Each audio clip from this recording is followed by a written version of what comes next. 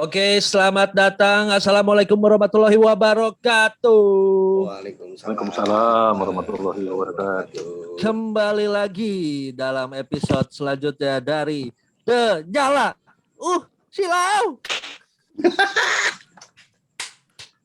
Oke, sebelumnya saya Aldi Tumbuk. Saya Yongki Rebah. Saya DP. Saya Anton Semut. Oke, selamat datang kepada Bapak Mahmudin dan Pak Budi. Selamat datang di The Nyala. Selamat malam, malam. Halo Om Mahmudin, sehat ya? Halo, saya temannya Anton. Oh iya. Halo Budi, sehat Om Budi? Alhamdulillah. Sedikit menceritakan background dari masing-masing. Tentunya di sini saya sudah dapat skrip yang sudah dibuat Mas Anton bahwa Bapak Mahmudin dengan nama lengkap Bapak Mahmudin Muslim selaku pimpinan umum dari anakbola.net, betul ya? Ya, sampai sekarang belum data sama Mas Budi. Belum. Tunggu koalisi. Tunggu koalisi dulu mau Anton. Udah ada tanda-tanda kayaknya. Endorse belum datang soalnya. Belum KLB, Pak. KLB. Oke, beliau selaku sarjana ekonomi akuntansi Master Public Policy di Birmingham University. Yong. Iya, udah kuliah di sono, Yong. Kita nonton bola doang Birmingham. Itu juga dari TV. Iya, itu juga di TV. Gak pernah dukung lagi. Karena kita dukung dari rumah. Kita kalau kesana meriang soalnya di. Iya benar juga, gak masuk. Oke, selanjutnya kepada Bapak Budi yang dengan nama lengkap Bapak Budi Satria Dewantoro SH, yang dimana saat ini sedang mengambil program magister di Sekolah Kajian Strategis Global Universitas Indonesia, Prodi Kajian Ilmu Kepolisian. Ini gak bayar Mas Budi, soalnya tulisannya mengambil. Mengambilnya enggak pas nanti keluar. Oh, Keluarnya bayar. Gitu saya kira gak bayar dari awal. Keren juga ya. Dia itu kuliah di warung. Kalau warung cepat saji kan harus bayar dulu baru dapat barangnya. Oh, iya. Kita warteg. Tunjuk. Oke, mohon izin kepada Om Mahmudin dan Om Budi, kita berempat akan coba bertanya-tanya yang tentunya kita tidak tahu jawabannya. Karena kalau udah tahu jawabannya mending saya langsung tanya Om Anton. Oke, silakan. Om Mahmudin dan Om Budi. Oke. Pengen tahu lebih dalam lah tentang anakbola.net. Anakbola.net yang kita udah sedikit banyak melihat isinya dan itu juga itu cukup menarik buat kita, terutama buat sepak bola anak ya, SSB gitu ya, seputar SSB, dan juga di situ di dalamnya juga membahas tentang bola-bola tarkam ya. Iya, kompetisi amatir ya. Amatir. Nah, itu sebenarnya siapa sih Om yang punya ide pertama kali untuk membuat anakbola.net? Anakbola.net yang khusus untuk SSB dan tarkam. Idenya itu dari mana ya Om? Ini dari Pak Mahmudin. Oh, itu udah curhatnya jawabannya. Ke saya, mungkin ke Pak Anton juga curhatnya. Oh, ide pertamanya blueprint-nya dari masterpiece-nya dari Om Mahmudin gitu ya. Iya. Ya malu-malu itu. Ya sebenarnya sih kan di Indonesia ini sederhana, Om. Kerja iseng asal dipraktekkan, ya hasilnya ya anak bola gitu. Nah, iya kan? Betul.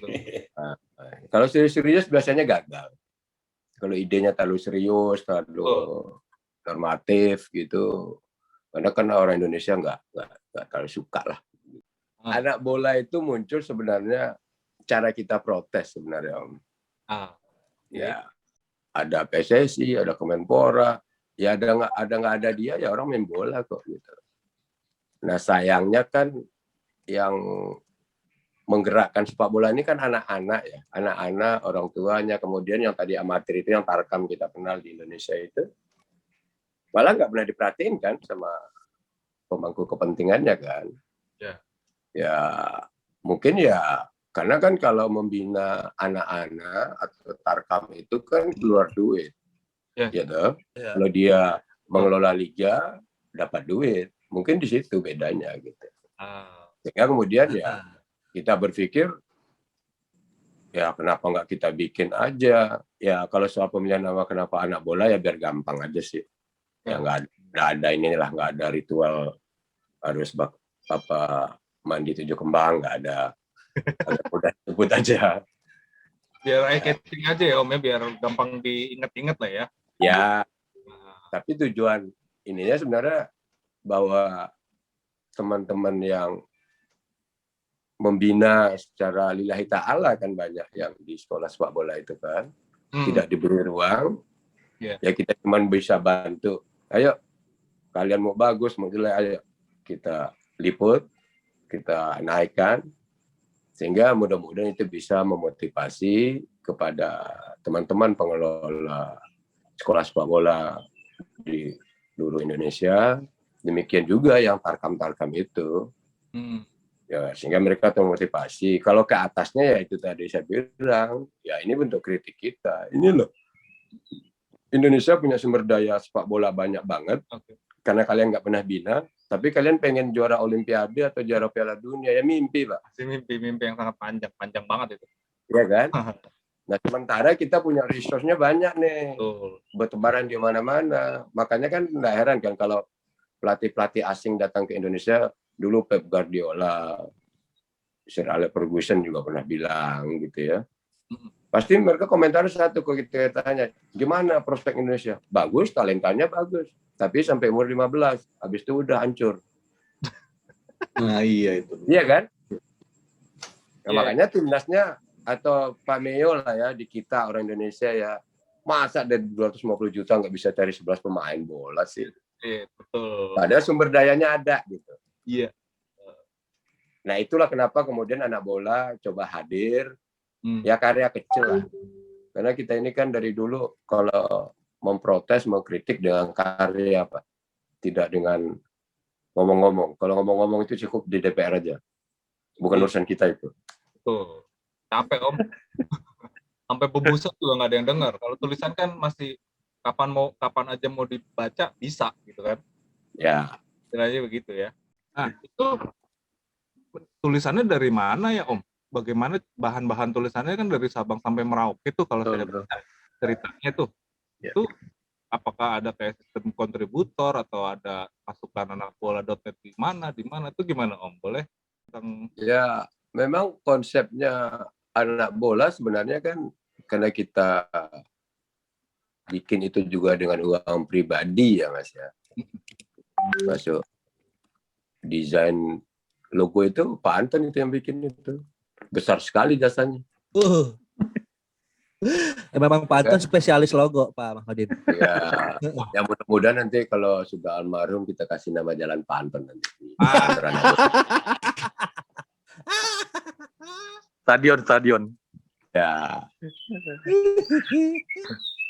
Ya akhirnya kita kan juga banyak teman ya Mas ya, berjejaring kan. Kerja apa kalau istilah kabinet sekarang itu kabinet gotong royong, ya kita implementasi gotong royongnya jelas. Jadi memang jadi sebenarnya di luar memfasilitasi teman-teman itu, perlahan-lahan kita juga secara tidak langsung, bukan mengajari lah, bersharing pengetahuan bahwa sesuatu itu nggak cukup diomongkan, coba ditulis. Nah kemudian ya kebetulan saya atau kayak Budi punya pernah sekolah menulis lah gitu ya. Nah kita teman-teman kirim dari sana, kita pandu, coba 5W1H-nya ini gitu, kita pandu, kemudian mereka kirim, nanti kita jadiin tulisan, nanti kita kembalikan lagi ke mereka gitu. Nah alhamdulillah sekarang teman-teman di daerah itu semangat menulisnya ada, Ya kemudian ya, kalau dulu mah capek banget ngeditnya Bud ya. Iya. Sekarang sih alhamdulillah udah. Cuma ngasih skor ya. Kadang cuma Ngasih kasih skor, ngasih foto. skor. Wah, udah berhayal gitu. Nah alhamdulillah sekarang teman-teman inilah apa, kalau saya melihat sih setahun belakangan ini malah ada yang sudah coba menulis dalam bentuk berita juga, dari sana dikirim. Ya memang paling ya ngeditnya nggak terlalu inilah. Tetapi poinnya tadi itu, jadi sekalian kita sharing kepada pengelola, pembina-pembina sekolah sepak bola itu, untuk anak-anak itu agar juga belajar menulis. Karena itu kan banyak manfaatnya nanti Mas. Mereka ngelatih itu misalnya bagaimana mengevaluasi pemainnya, segala macam itu kan mereka harus tulis, iya kan? Ya. Sehingga itu menjadi bahan buat anak-anak atau orang tua juga nantinya. Jadi bukan cuma untuk kepentingan pemberitaan atau artikel gitu, tapi banyak ini mesti dituliskan sehingga dia nanti menjadi legacy lah. Secara dalam bentuk hal yang kecil itu si pelatih sih ini tuh punya legasinya ini nih, tercatat ya gitu. Budi lah yang paling banyak terima itu tuh kiriman aneh-aneh. Karena bahasa daerah. Tapi menarik nih Om Mahmudin dan Om Budi, saya mau ada pertanyaan terkait Tarkam tadi. Kalau yang setahu saya, pemberitaan terkait mengenai Tarkam tadi, setahu saya kan Tarkam itu suka ngebon atau minjam pemain profesional dibayar. Itu sebenarnya itu melanggar peraturan atau enggak sih? Kalau saya sih melihatnya Mas, kalau secara aturan pemain profesional, si pemain melanggar ya. Tetapi kan melihatnya, kalau saya tuh melihatnya nggak hitam putih begitu juga. Ini kan dunia kita ini kebalik ini dengan tradisi sepak bola sebenarnya Mas. Ya kalau di Eropa itu, ya kebetulan saya Liverpool ya, klub lain itu bagi saya bukan ini lah. Intinya cuma dua Liverpool dan klub lain. YNWA, oke. Nah, jadi misalnya kan Liverpool sebagai klub sepak bola gitu, itu kan para bintangnya juga tanda kutip misalnya melakukan tarkam juga, tapi dalam bentuk edukasi kan. Misalnya di Merseyside gitu, di kota Liverpool, mungkin masalah juga main di taman-taman kota itu dengan masyarakat sekitar. Tetapi itu dibiayai oleh klub dalam bentuk bagaimana klub mengembalikan sesuatu yang sudah dibayar oleh supporter kepada klub, apakah itu tiket, karena supporternya banyak kemudian iklannya datang, macam-macam kan sponsornya. Dan bentuk pengembaliannya kan mereka kan bergilir juga itu kan, misalnya Salah. Misalnya Firmino sama Salah ke sini main sama ini, dan si Muhammad Salahnya malah menyumbang di situ atas nama Liverpool misalnya gitu. Jadi sebenarnya ini kan sebenarnya bentuk edukasi sebenarnya. Cuman di sini di Indonesia kebalik tuh, karena klub profesionalnya pun saya nggak pernah dengar itu. Misalnya klub profesional mengunjungi memberi sanksi ya, atau memberi coaching klinik gratis kemana-mana tuh kan boleh dikatakan jarang. Paling itu, karena saya pernah nanya beberapa pemain itu yang main di Liga 1, sebenarnya pengen menghibur masyarakat di situ gitu loh. Nah cuma kan akhirnya ya diambil juga kan. Nah kalau di luar negeri kan dia menghibur masyarakat di situ, yang siapa klub tempat dia bernaung kan dalam bentuk apakah itu istilahnya CSR atau macam-macam. Itu CSR. Ya bahkan beberapa pemain menjadikan Tarkam untuk survival ketika liga atau klub-klubnya mandek. Tapi rata-rata semua pemain profesional mestinya tidak boleh, kecuali itu kegiatan yang memang atas nama klub gitu. Bagian dari charity ya, kayak gitu boleh kali ya. Ya, lebih mengedukasi, lebih. Makanya kan sering kalau kita nonton YouTube atau apa gitu, mereka kadang datengin anak-anak di Pabel gitu kan. Diajak main bola, atau siapa dulu itu, si Messi atau si Ronaldo itu, yang pemain klub lain itu, yang main dengan berapa puluh anak gitu, dia ada sendirian dikepung gitu. Iya, iya. Oh, yang dikejar. Itu kan dibiayai Iya. sama ini. Sama klubnya, iya. Iya kan? Iya, betul. Iya kan? Klubnya yang Klubnya yang bayar. bayar. Nah, kalau di kita kan enggak. Jadi maksud saya gini, ada memang pemain profesional karena tadi Budi bilang apa liganya nggak jalan karena dapurnya di sana nggak berasap, tuh kemudian cari uang dari situ. Ya. Tapi ada juga banyak pemain-pemain profesional itu yang terutama yang sudah mapan ya, memang pengen menghibur masyarakat. Ya. Misalnya saya pemain profesional, saya top nih. Kebetulan saya asalnya mana gitu, misalnya Sawangan. Di kampung itu saya sengaja main untuk menghibur anak-anak di Sawangan, warga di sana. Oh, ini yang timnas nih gitu. Nah, cuman itu tidak dibiayai oleh klubnya kan. Iya. Itu kan. Anak bola dompet kan dari kalau dilihat seluruh Indonesia udah hampir lah ya, hampir join di anakbola.net.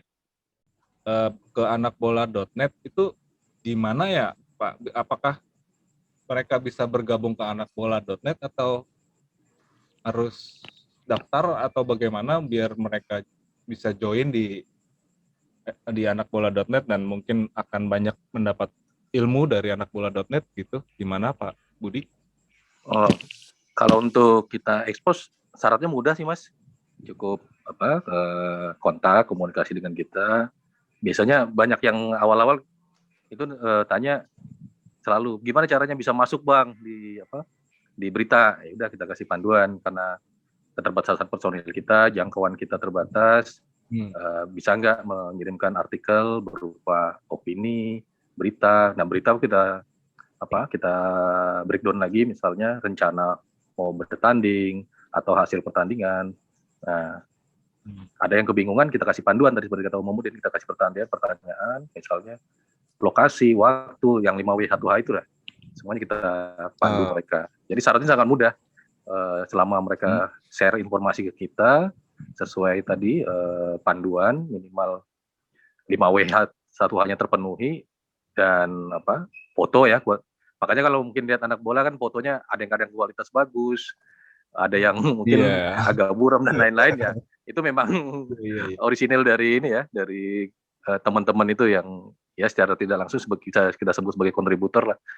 Gitu. Jadi setelah itu nanti kita edit sesuai dengan kaidah tadi yang Om Mudin sudah sampaikan.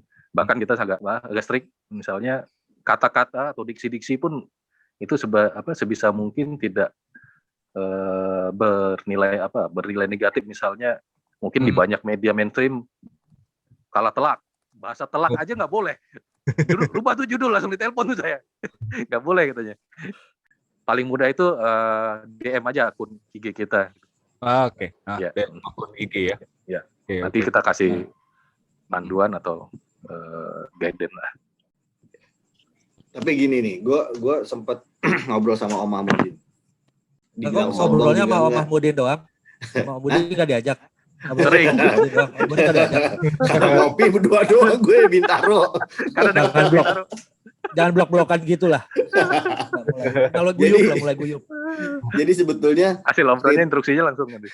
Kriteria yang bisa diliput atau naik ke anak bola itu agak unik kalau approval dari Om Mahmudin. Nah, coba dia Om Mahmudin, kenapa sih milih-milih banget gitu kan, dalam arti sampai mungkin sekelas pejabat mau naikin berita aja sama dia nggak mau. Coba tanggapannya gimana Om Mahmudin? Berarti ini ujungnya ada di Om Mahmudin nih. Oh iyalah, berarti banyak banget artikel-artikel yang kasarannya udah disetujui Om Budi di Om Mahmudin. Oh, jangan jangan ditaikin gitu. Oh, bukan itu, konteksnya bukan di situ yo. Dia pengen diliput, udah nggak usah katanya nggak penting. Intinya begitu. Membicarakan aku ada di sini loh. Kualitas. Maksud gue, khusus untuk pesohor itu. Iya, karena kan gini, kalau menurut gue sama mungkin menurut Om Budi, masa sih sekelas ini nggak penting, maksud gitu kan. Tapi menurut Om Mahmudin nggak penting gitu kan. Lumayan buat pansos kan, lumayan kan. Iya. Biasanya kenapa tuh Om Mahmudin? Ini nggak usah lah, ini yang ini aja lah gitu. Ya kalau dia berkait dengan pejabat, ya karena memang dia kalau mau naik pansos jadi mainstream aja lah di sana gitu kan. Ngapain di kita? Iya. Kecuali memang kontribusinya jelas. Misalnya saya lihat misalnya umpama nih seorang bupati misalnya gitu benar-benar membina anak-anak di sana misalnya gitu ya. Dan itu biasanya saya verifikasi dulu. Kebetulan saya banyak teman lah. Ini benar nggak nih? Nggak ada itu mah. Ya kayak kasus beberapa gitu kan. Budi Mudaikin saya bilang, apa itu kepala dinasnya aja nggak tahu. Kok pengen dia kebetulan daerah itu waktu itu masih final ya Bud ya. Masuk final. Anak-anaknya masih final ya di tingkat nasional ya. Secara beda itu kan di tingkat nasional, tapi saya bilang sudah tulis anak-anaknya, cari itu aja saya bilang. Kebetulan saya dapat ini pelatihnya, kenapa nggak pelatih sama apa itu yang hari-hari ngurusin anak-anak itu yang kita naikin gitu. Ngapain kepala dinas atau bupati atau gubernurnya orang nggak ada. Orang dia anak-anak mereka aja masih final dia nggak tahu. Setelah dia cek mungkin ya dari kiri kanan. Terus WA saya sama WA Budi juga. Kita akan begini ala basi lu gitu kan. Apaan sih? Enggak, saya bilang jangan dinaikin. Termasuk ketua PSSI daerah situ, pengurus provinsinya itu ketuanya itu. Telepon balik. Iya aja saya mah. Iya. Bahkan ada ini ya. Kita kan udah tahu orang dia nggak ada kontribusi apa-apa. Iya. Dia sampai maksud saya itu anak-anak mereka punya prestasi masuk final di tingkat nasional. Timnya usia berapa tuh? 15 betul? 15. Final dia aja nggak tahu. Terus belakang karena kita coba konfirmasi ke dia, kita pikir kan kita selalu berprasangka baik kan Mas. Kita tanya, Pak Ketua, Ibu Kepala Dinas, Pak Gubernur ini gimana? Oh iya. Dia nggak tahu. Nah besoknya dia baru tuh nyusun kata-kata bagus kan. Saya bilang ngapain? Saya bilang Budi mau naik kan udah jangan. Pernah dapat ini nggak sih Om? Ada anak yang potensinya bagus tapi nggak pernah ke blow up. Terus anak bola ini dengan apa? Source-nya ini ditampilin mulu nih biar jadi nih biar kelihatan. Pak, ini ada dari yang Cimulang itu ya. Akhirnya beberapa anaknya direkrut oleh akademi yang cukup ternama lah di Bogor. Dan terima kasih gitu ke kita liput. Ya, termasuk itu sih ya Bud, yang siapa itu ya sampai guru ngajinya kita wawancarain. Oh iya, Guru ngajinya. Iya. Ini. Iya. Sekarang di Garuda Select. Itu Krisna. Iya, Krisna. itu Garuda Select. Sekarang gabung di Garuda Krisna. Select. Ya selain Terus memang ada yang kemampuan dari dia tampil memang Balikpapan. enggak ini ya. Karena pemberitaannya kurang, kita angkat terus. Terus kita setiap habis ditulis dinaikin Budi, saya forward ke Bima Sakti dan segala macam. Ya memang itu anak bagus. Ada sedikit lah, kita tuh cuma mempromo aja. Ini loh, akhirnya dia dicoba dengan kemampuan dia, dengan usaha dia, ya dapat dia rezekinya dia gitu. Jadi kita tidak mengklaim juga karena kita yang mempromo sih. Ya kita naikin dan kita bantu forward ke ketua PSSI segala macam itu beritanya. Dan alhamdulillah dibaca dan dicoba kan waktu itu ya Bud ya. Karena waktu itu umurnya belum Bima Sakti juga masuk timnas 16 akhirnya direkomendasikan ke Garuda Select. Sekarang dia ke Inggris. Nah sekarang udah ikut timnas 16. Jadi yang begitu gitu paling kita ini. Jadi kita juga tidak mengklaim itu hasil kerja kita lah, usaha dia lah. Usaha dia cuma kita menampilkan aja sih, menampilkan agar orang tahu gitu bahwa di kampung pelatih awalnya juga kita ini. Iya, sampai pelatih awalnya ya, pertama kita cari juga. Sampai guru ngajinya kan waktu itu tak suruh cari. Iya, guru ngaji juga.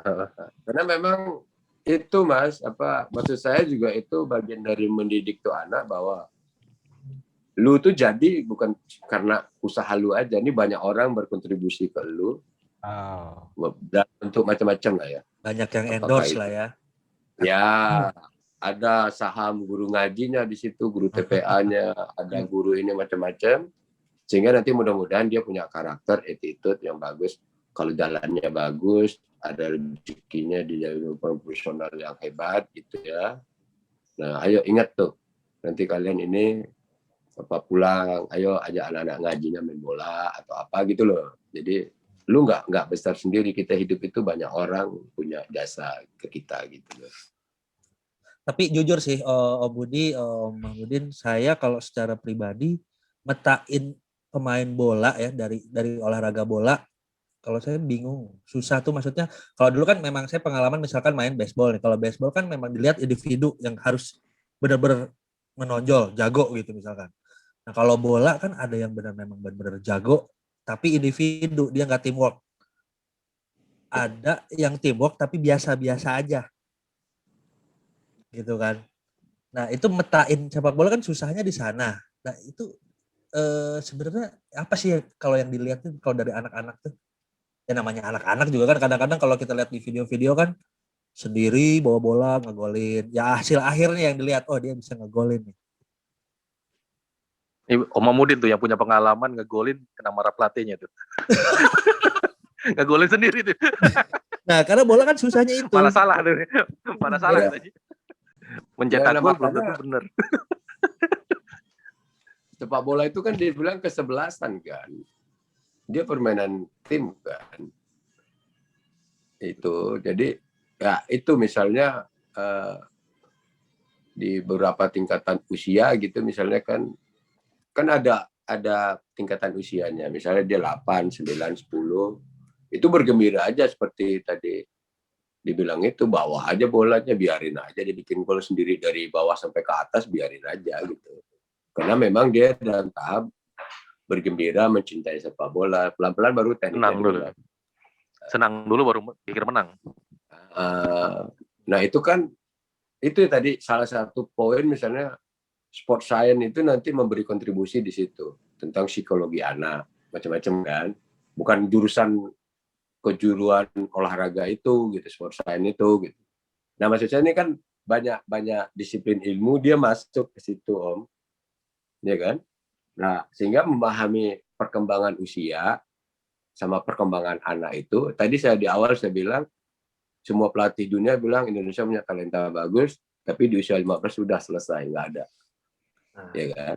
Ya karena itu tadi dia tidak ditopang oleh sport science yang bagus, karena memang kita salah mendefinisikan sport science itu seolah cuma jurusan olahraga gitu.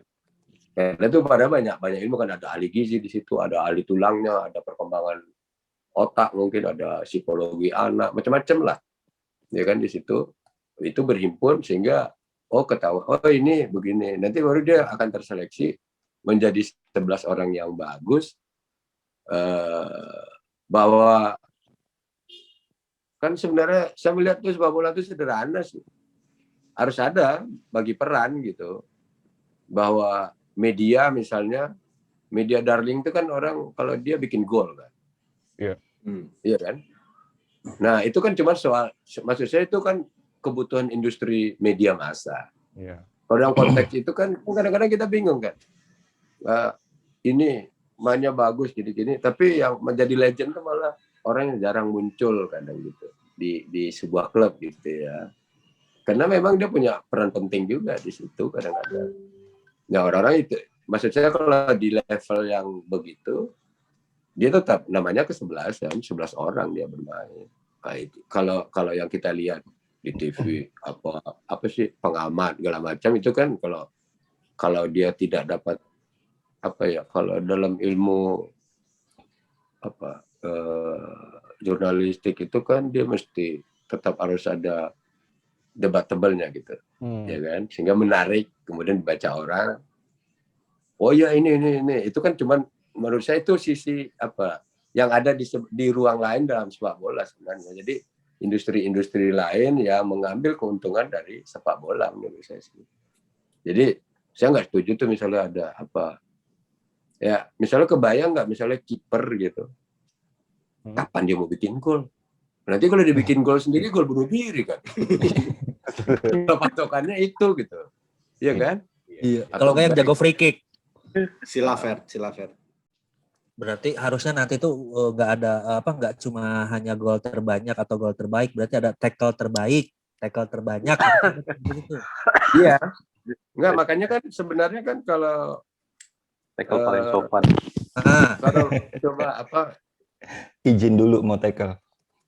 teman-teman misalnya gitu lihat di anak bola itu tergantung posisinya kan. Ya, yang terutama bisa coba aja ulik artikel-artikel tentang anak-anak yang pemain ya gitu ya, pemain. Kan ada yang nggak pernah juara, nggak pernah ngangkat piala. Ada yang ini, ada. Tapi di situ kan kita mau explore tuh, oh ini anak punya kemampuan ini gitu. Kelemahannya masih di sini nih, gitu. Ya kan? Sehingga maksudnya itu nanti banyak posisi Indonesia tuh punya di usia begini. Cuma kalau nggak dibina sekarang, ya udah usianya sampai 15 aja itu udah tuh habis. Syukur-syukur dia nanti nggak ngelem gitu loh. Serius.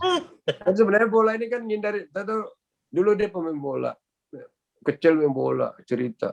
Ketemu kita pinggir jalan dia lagi ngelem kan. Kenapa kok ngelem? Dulu sama main bola om. Karena nggak dibina bos. Kan banyak kita temunya begitu tuh. Banyak. Ya mungkin semua kita juga kan. Oh dulu tuh dia itu loh. Nggak nyangka ya sekarang kok narkoba gitu kan. Iya kan. Nah sebenarnya kan maksudnya banyak sisi kan. Maksudnya bukan cuma sepak bola sih. Olahraga atau aktivitas yang positif buat anak-anak itu. Kalau dibiarkan begitu aja tanpa dia tersalurkan dengan baik. Ya. Pasti kan setiap anak kan punya mimpi kan Pak. Iya kan. Nah kalau mimpinya tidak tercapai karena banyak faktor sehingga kemudian dia hidup sembarangan kan repot kita kan gitu.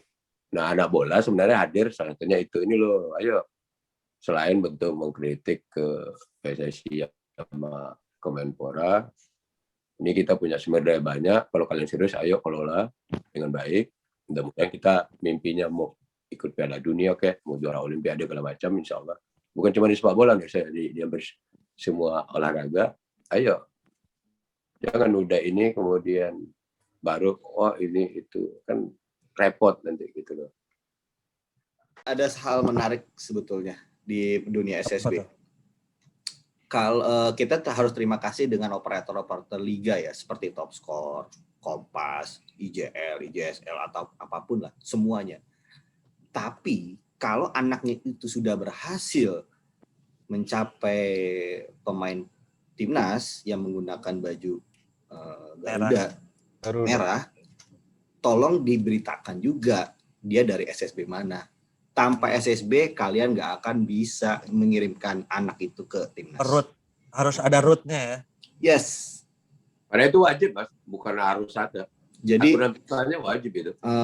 Operator-operator sekarang seakan-akan seolah-olah menurut saya mengklaim bahwa ini yang ngasih dia, gue yang bawa ke PSSI ini. Ya. Padahal selama 8 sampai 10 tahun anak itu dibina di SSB tersebut, dia cuma 1 tahun 2 tahun ngadain pertandingan, ngelihat anaknya bagus, dikasih ke PSSI, terpakai, tapi seolah-olah dia yang berkontribusi besar. Itu nggak bagus lah. Kasihan SSB-nya, nggak dapat apa-apa. Tapi itu rata-rata SSB gede ya? Enggak juga. Tapi kan biasanya kita tahu cuma yang SSB gede aja, yang kecil mana? Enggak. Maksudnya gini. Misalkan ada liga anak bola .net. Terus kita menyaring beberapa pemain jadi perang bintang seperti itu. Atau yang juara kita kirim ke Singapura, ke Thailand, kemanapun gitu.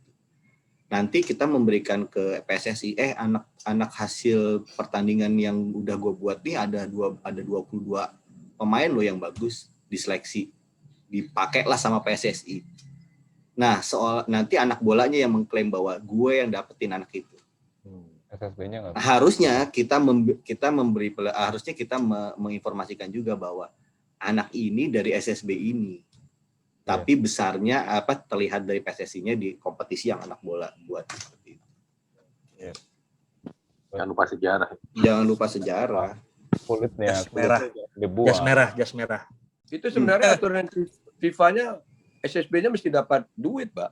Nah, itu nanti akan Ada dibahas rumusan di lain itu. waktu. Kita akan nyambung. Misalnya nih,